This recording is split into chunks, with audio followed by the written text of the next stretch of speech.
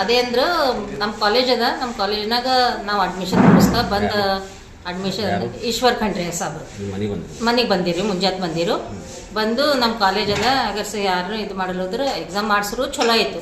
ಮಾಡ್ಸಲು ಹೋದ್ರು ಅಂದ್ರೆ ನನ್ನ ಬಳಿ ಯಾವುದೇ ಡಿಪಾರ್ಟ್ಮೆಂಟ್ ಇರಲಿ, ನಿನಗೆ ಯಾವ ಡಿಪಾರ್ಟ್ಮೆಂಟ್ ಬೇಕೋ ಆ ಡಿಪಾರ್ಟ್ಮೆಂಟಾಗ ನಾ ಅಡ್ಮಿಷನ್ ಮಾಡಿಸ್ಬೇಕಂತ ₹1 ಅಡ್ಮಿಷನ್ ಕೊಡಿಸ್ತಾ ಅಂತಂದು ಆಶ್ವಾಸನೆ ಕೊಟ್ಟು ಹೋಗ್ಯಾರ. ಫ್ರೀ ಅಡ್ಮಿಷನ್ ರೀ, ₹1 ಫ್ರೀ ಅಡ್ಮಿಷನ್.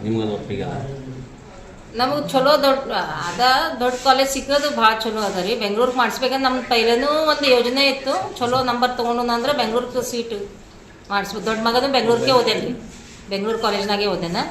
ಅದಕ್ಕೆ ಅಲ್ಲೇ ಮಾಡಿಸ್ಬೇಕು ಅಂತ ನಮ್ಮನ್ನೂ ಇದು ಇತ್ತು. ಇದೆಲ್ಲ ಇಷ್ಟು ದೊಡ್ಡ ಘಟನೆ ಆಗೋಯ್ತು, ಹೀಗಾಗಿ ನಮ್ಮನ್ನು ಸುಧಾರಿಸಲು ಹೋಯ್ತು. ಅವ್ರನ್ನೂ ಸರ್ನು ಅಂದ್ರೆ ಕಾಮೆಂಟ್ ಕೇರ್ ಎಕ್ಸಾಮ್ ಕೊಡು ಅಂದ್ರೆ ಕಾಮೆಂಟ್ ಕೇರ್ದು ಫೀಸ್ ತುಂಬಿಲ್ಲ ನಾವು, ಯಾಕಂದ್ರೆ ಕರ್ನಾಟಕದಾಗೆ ಮಾಡೋದಿತ್ತು, ಫೀಸ್ ತುಂಬಿಲ್ಲ. ಅದು 10 ತಾರೀಕಿಗೆ ಅದ. ಅವಾಗ ಕೊಟ್ಟಿನ ಎಕ್ಸಾಮ್ ಅಂದ್ರೆ ಅದಕ್ಕೂ ಏನು ಅಮೌಂಟ್ ಹತ್ತದ, ಕಾಮೆಂಟ್ ಕೇರ್ ಅಮೌಂಟಿಂದು ಇದು ಅದ ಎಕ್ಸಾಮ್, ಅದು ಫೀಸ್ ತುಂಬಬೇಕಾಗ್ತದೆ, ಹೆಚ್ಚಿಗೆ ಫೀಸ್ ಇರ್ತದೆ.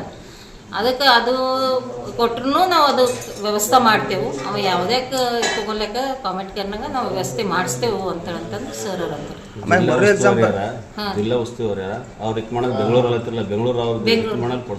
ಕೊಡಿಸ್ಬೇಕ್ರಿ, ಕೊಡ್ಸೋರು ಗುಣ ಅದ ರೀ ಬೆಂಗಳೂರ್ದು ಯಾವುದೇ ಕಾಲೇಜು. ಯಾಕಂದ್ರೆ ಎಕ್ಸಾಮ್ ಕೊಡ್ತೀನೋ ಅಂತಂದ್ರೆ ನಾವು ಬೆಂಗಳೂರೇ ನಮ್ದು ಇಂಟೆನ್ಷನ್. ದೊಡ್ಡ ಮಗನೂ ಅಲ್ಲೇ ಓದೇನ್ರಿ, ಅಲ್ಲೇ ಬೆಳೆದಾನ, ಅಲ್ಲೇ 4 ವರ್ಷ ಆಗ್ಯದ. ಇವನ್ನ ಅಲ್ಲೇ ಮಾಡ್ಸೋದು ಮನ್ಸಿತ್ತು ನಮ್ಗೆ. ಅದು ಹಿಂಗಾಗೋಯ್ತು. ಅದಕ್ಕೆ ಅಲ್ಲಿ ಸಿಕ್ಕರೆ ಭಾಳ ದೊಡ್ಡ ಚಲೋ ಆಗ್ತದೆ, ಚಲೋ ಅಂತ ಕಾಲೇಜ್ ಸಿಕ್ಕರೆ. ರೀ ಎಕ್ಸಾಮ್ ಬರ್ಸೋದ್ರ ಬಗ್ಗೆ ಏನಾರ ಹೇಳಿದ್ರ ಮೇಡಮ್? ರೀ ಎಕ್ಸಾಮ್ ಆಯಿತು, ಮಾಡಿಸಿದ್ರು ಚಲೋ ಆಯಿತು. ಇಲ್ದಾದ್ರೆ ಅವ ಒಲ್ಲಂದೂ ಮಾಡ್ದು ಅಂದ್ರೆ ನಮ್ಮ ಕಾಲೇಜ್ನಾಗ ಅಡ್ಮಿಷನ್ ಕೊಡಿಸ್ತೀವಿ ಅಂತಂದ್ರೆ